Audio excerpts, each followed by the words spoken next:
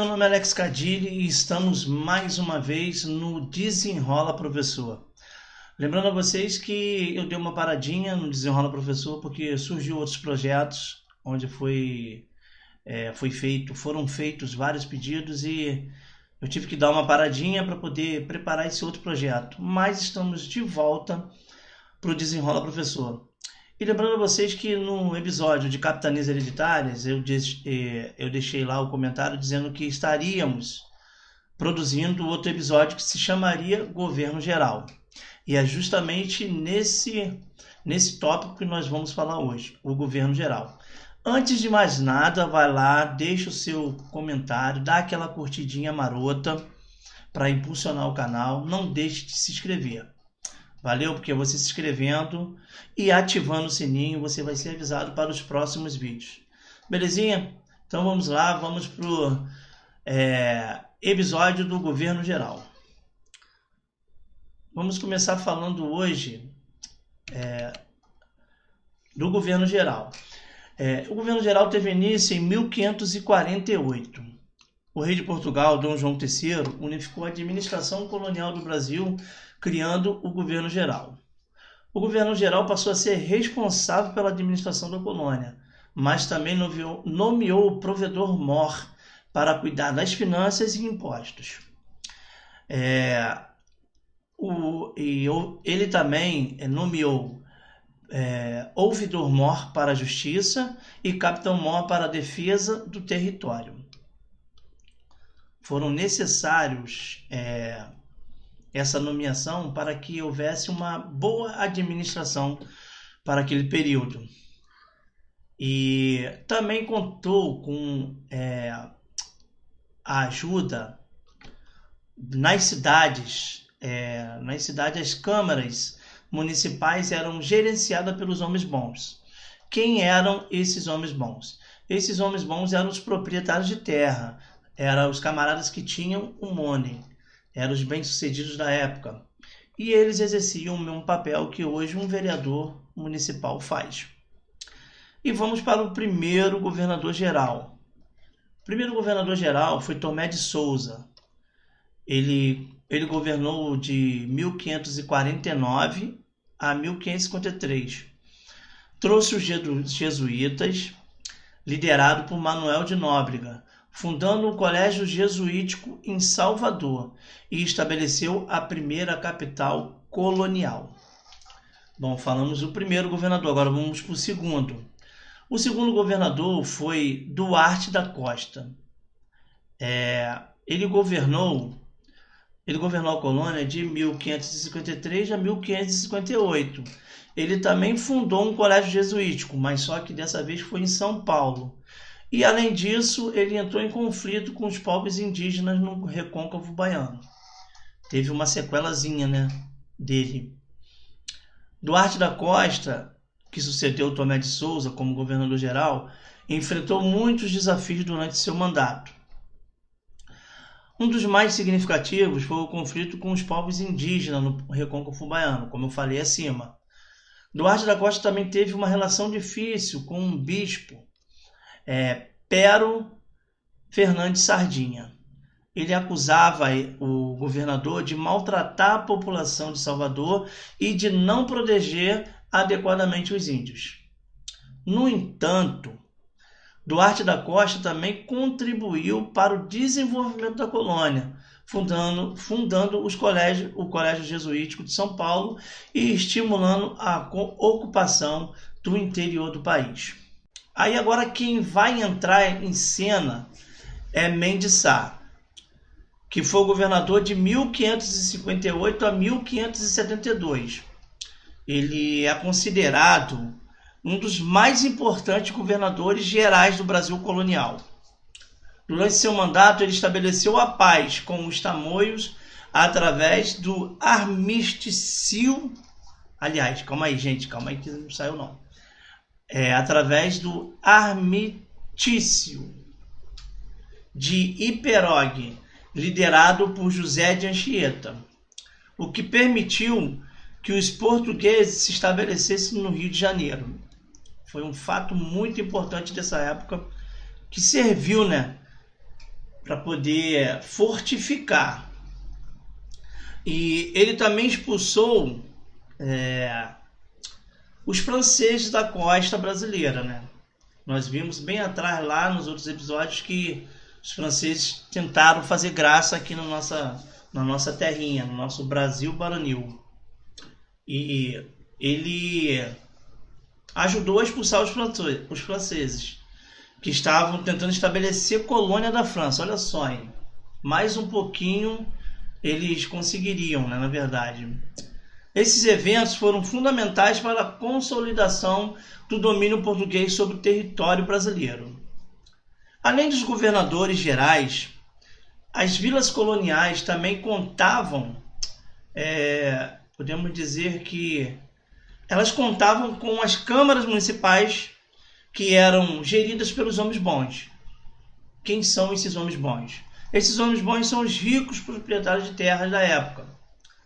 Eles serviam como se fossem os vereadores da época. As câmaras municipais tinham a função de administrar as vilas e cuidar das necessidades da população local, como infraestrutura, saúde e segurança, né? Nós podemos ver que esse tópico da política é bem antigo, né? Já vem lá de trás, já vem trazendo, podemos dizer assim, muita representatividade, né?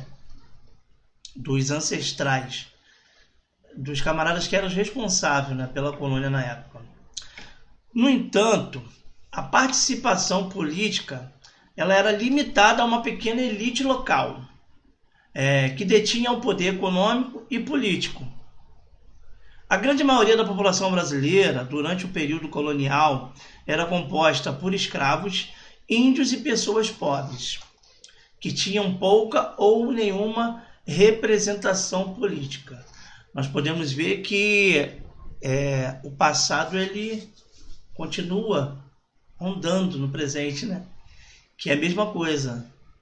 É sempre a minoria que sofre, né? Como nós vemos aí nos grandes municípios dos estados brasileiros, né? Que aonde as minorias elas continuam sendo prejudicadas por maus políticos, podemos dizer assim.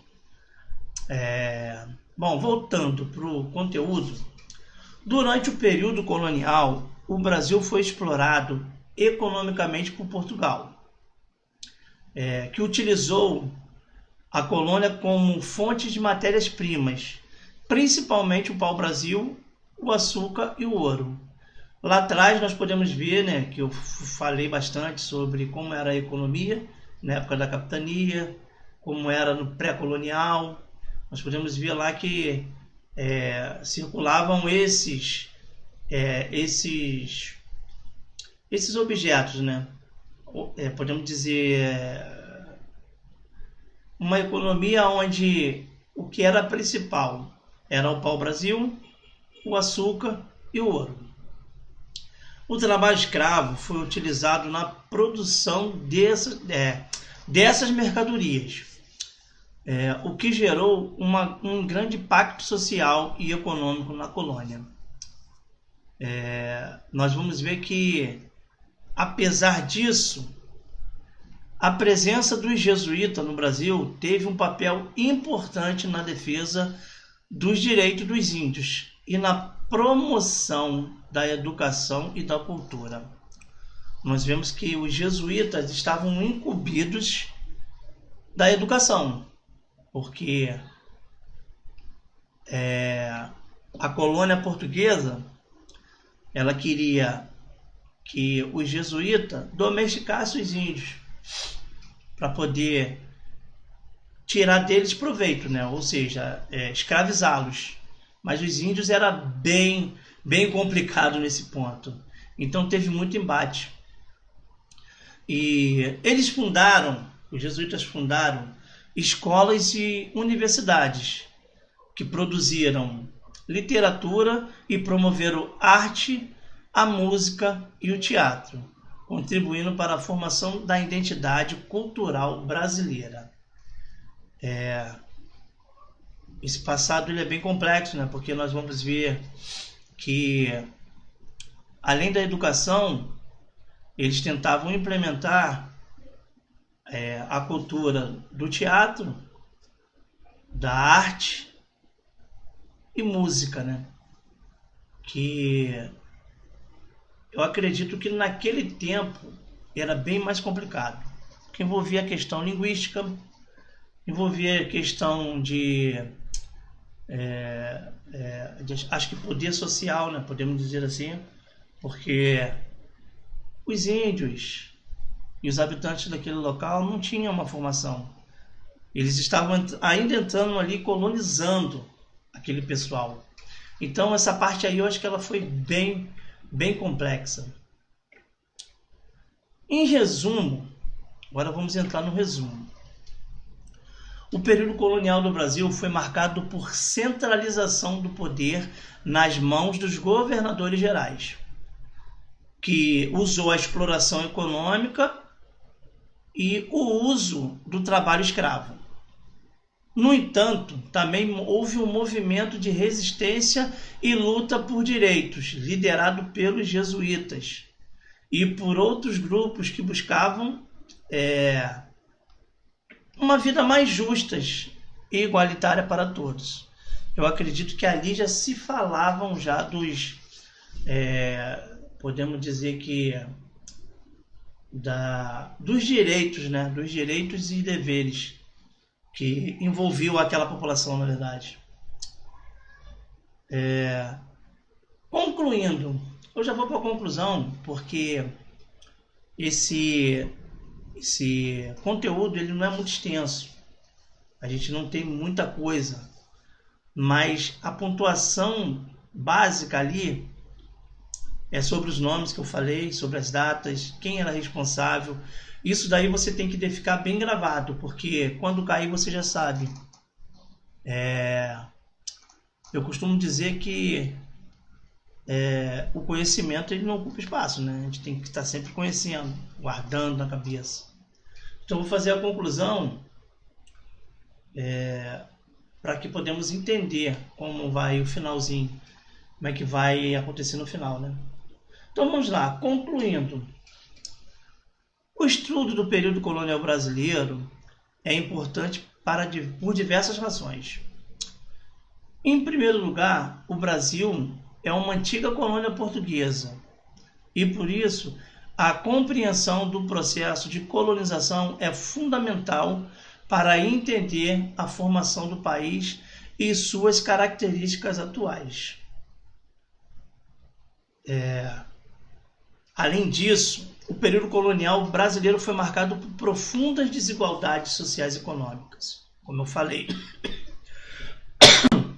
Desculpa, gente, que eu estou vindo de uma gripezinha, então estou um pouquinho meio afetado, né? Podemos dizer assim ainda pelo fim da gripe, né? Na verdade. Aonde quem era afetado era a exploração de recursos naturais, a terra era afetada, o uso do trabalho escravo e a concentração do poder nas mãos de uma elite. E a gente, quando para poder ver essa frase, concentração do poder nas mãos da elite, a gente consegue ligar, né, algumas coisas que acontecem no dia a dia de hoje, né? Porque aonde quem tem mais é que manda, né? A gente não consegue cair naquele artigo da Constituição que fala sobre a isonomia, que todos são iguais perante a lei. E aqui nós podemos ver que já é bem lá de trás, né? Que a concentração dos poderes estava sempre na mão da elite. E compreender essas desigualdades ajuda a entender melhor as raízes dos problemas sociais e econômicos que o Brasil enfrenta até hoje. Como podemos ver, continua uma continuação, né? Onde nós, eu acredito que temos que ter podemos dizer, uma compreensão melhor do que foi o passado, o que aconteceu lá no passado, para a gente poder estar entendendo o do presente, para que a gente não erre no futuro. Eu costumo dizer que a história serve para isso. Na verdade, é uma frase bem conceituada, né? Por fim, o período colonial também foi marcado por movimentos de resistência e lutas por direitos, que foram liderados pelos jesuítas, esses nobres homens que estavam a mando da coroa portuguesa, mas também em contrapartida, eles sabiam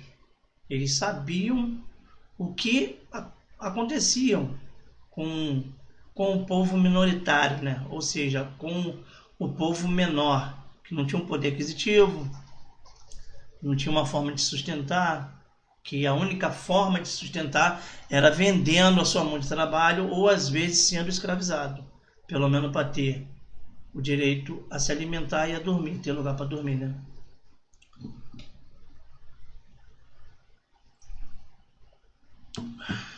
Estudar esses movimentos é fundamental para entender a história da luta por justiça e igualdade no Brasil. E vai valorizar, olha só, hein? Vai valorizar o papel desses grupos na formação da identidade cultural brasileira. A gente tem que entender o passado, entender como foi o passado, para que possamos trazer isso para o nosso presente e, em consequência, alterar o futuro. Porque senão a coisa vai continuar sendo o mesmo de sempre. Tá entendendo? Nós, como estudantes, como papel fundamental de desenvolver o Brasil, temos que entender que o poder é nosso. Nós temos o poder. E temos que usar esse poder. E qual é o poder que você tem nas suas mãos? É o seu voto. Hoje nós vivemos num Estado democrático de direitos. E você tem o poder em sua mão de mudar. Então escolha pessoas capacitadas para poder estar te representando. Eu fiz ainda há pouco um episódio de um outro projeto, onde vai falar desvendando o poder, a política e o Estado. E ali eu falei bastante sobre esses assuntos. E eu sabia que quando eu voltasse nesse episódio do Desenrola Professor, eu sabia que eu ia me deparar com essas questões que tanto nos atormentam, na verdade, né? E em resumo, queridos, o estudo do período colonial brasileiro é importante para compreender a formação do país, como eu disse anterior. É importante para conhecer as desigualdades sociais e econômicas que marcaram essa época e os movimentos de resistência que contribuíram para a formação da identidade cultural brasileira. Ele é um conteúdo que ele repete bem. Esse conteúdo ele repete bem podemos dizer assim, esse mantra, para que você venha entender que você é um cidadão, que o Brasil depende de você. Tá entendendo? E quem pode mudar o Brasil somos nós. É isso aí, galera. Para você que gostou, para você que também que não gostou, eu não esquento a cabeça, como eu falei. Você tem um direito. Nós estamos num Estado de direito. Estamos num Estado democrático de direito. Você tem um direito. Se você gostou, curte. Se não gostou, pode descurtir. Tá entendendo? Porque eu acredito que a informação ela é sempre bem-vinda. Como eu falei anteriormente, a informação ela não ocupa espaço. E tem também uma frase que eu gosto de dizer sempre, que é a seguinte: você tem que estudar, você tem que ler, porque senão você é obrigado a acreditar em tudo que te fala. Eu gosto muito dessa frase porque ela nos remete a muita, ela nos remete a muita coisa que podemos mudar só com essa função que nós podemos exercer hoje, que é estudar. Porque o futuro, quando você estuda, o futuro ele tende a melhorar, né? Tende a valorizar, a sua vida profissional, a formar o seu caráter, para que você venha a ser um cidadão respeitado na sociedade. Como eu falei, para você que gostou, dá aquele like, compartilha para ajudar o canal. Não deixe de se inscrever também, porque dá um engajamento no meu canal. E que todos fiquem com Deus e um beijo no coração. Aliás, um beijo na mente, porque ela é responsável pelo seu conhecimento. Eu sempre falo essa frase no final. Vou repetir. Um beijo em sua mente, porque ela é responsável pelo seu conhecimento. Fique com Deus.